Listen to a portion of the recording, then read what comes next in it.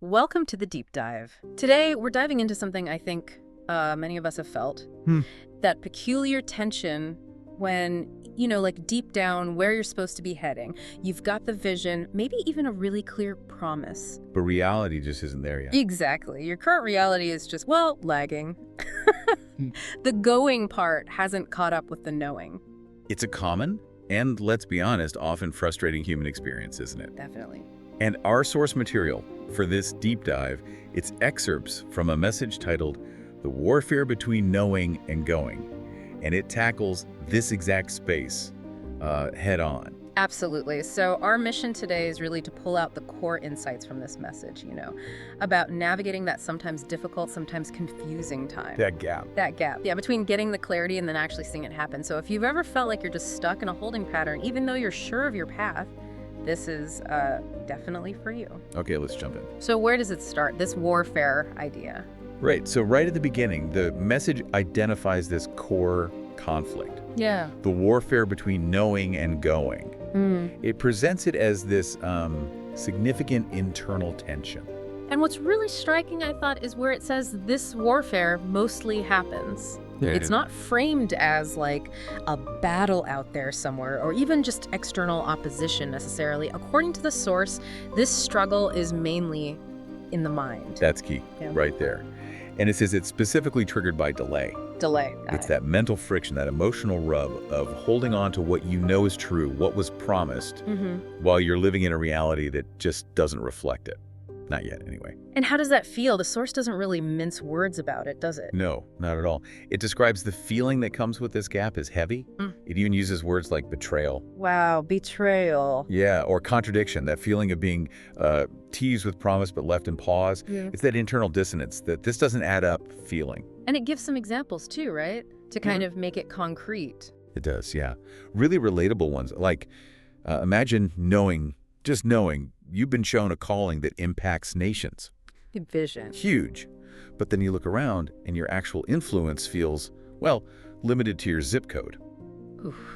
Yeah. Or having that assurance of healing, knowing it's part of the picture you were given. Right, but you're still fighting symptoms day in, day out, facing those physical challenges. Yeah. Or, another one it uses, knowing deep down you're called to step out, build something, lead.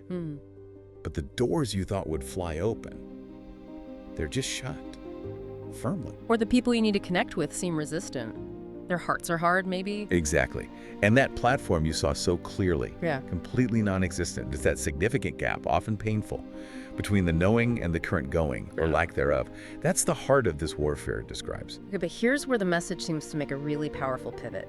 Because for anyone feeling that weight, that sense of why isn't anything moving, the source introduces this central counter-argument. It basically says that this very weight, this delay you're feeling, it is not proof you've been abandoned.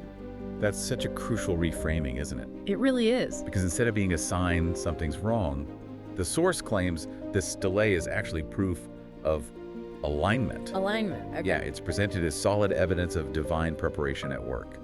The pause isn't because you're forgotten or you messed up somehow. It's because something is actively being prepared, both around you and, importantly, within you. Okay, so if it's preparation, the message must explain why this delay is needed then. What's the purpose? Exactly, and it gives a few reasons. One is that the delay helps keep you postured in prayer and purity. Instead Instead of getting ahead of yourself, focusing only on performance, on just getting the job done, it sort of emphasizes staying connected to the source of the vision over just, executing the task. That feels important, keeping your focus on the why and the who behind it all. Right. And it also suggests the delay prevents a premature launch. Rushing ahead. Yeah. The source warns that if you rush out on your own timing, maybe out of impatience, you risk making an idol out of the assignment itself, Meaning? placing more value on the task, the thing you're doing, than on the relationship or the divine source it came from.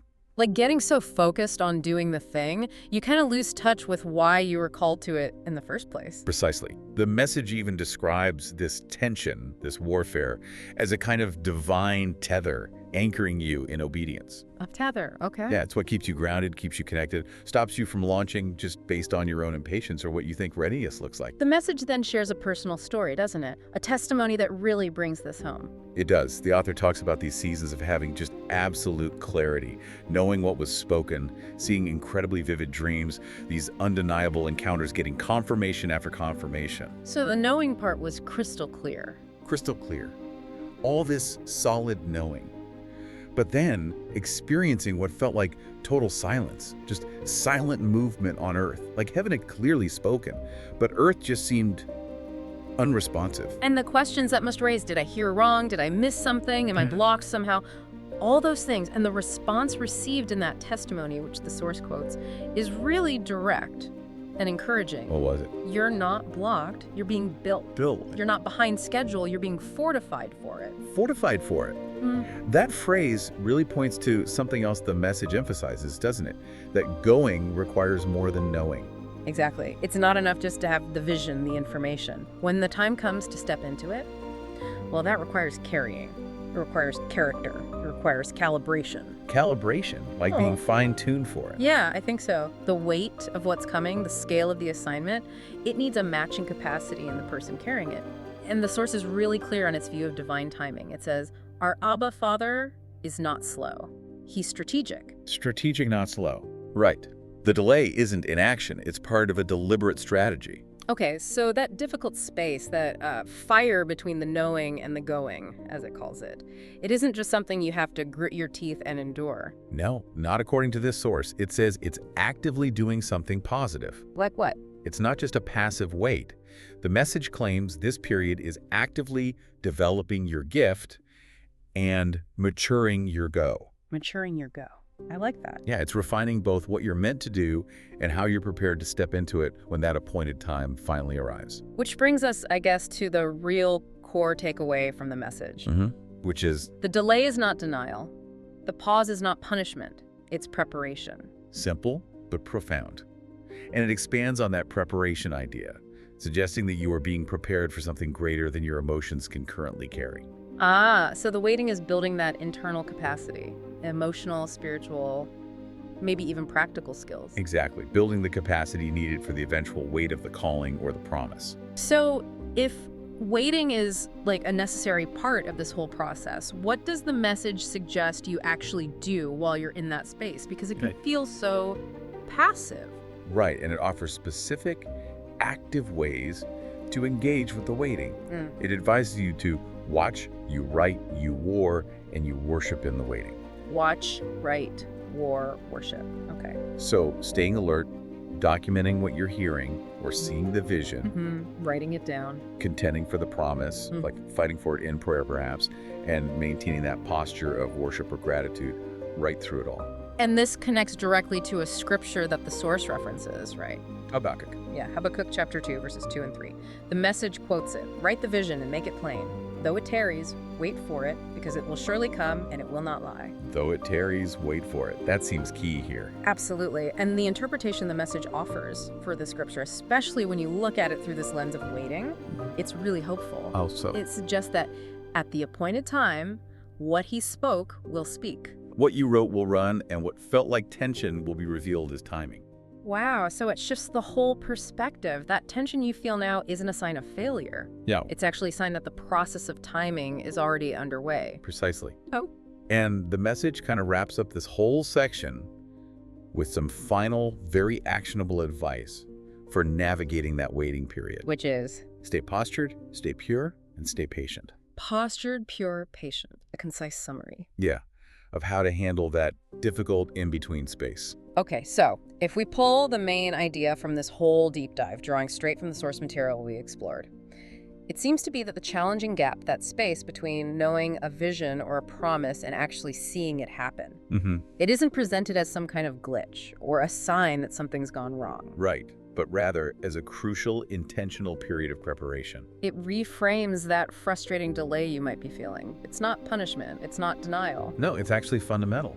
Part of being built and fortified for exactly what you know is meant to happen down the road. And that leaves us with a really interesting thought to ponder, doesn't it? Directly inspired by this source. Okay. If, as the message suggests, the weight of the weight is working for you. Working for you. Yeah. What might that imply about the potential value, the purpose, maybe hidden inside those difficult or slow or even confusing moments you might be experiencing right now while you're waiting for something significant to unfold? That's a powerful perspective to consider, isn't it? As you navigate your own waiting periods. It definitely gives you a lot to think about. Well, thanks for joining us for this deep dive.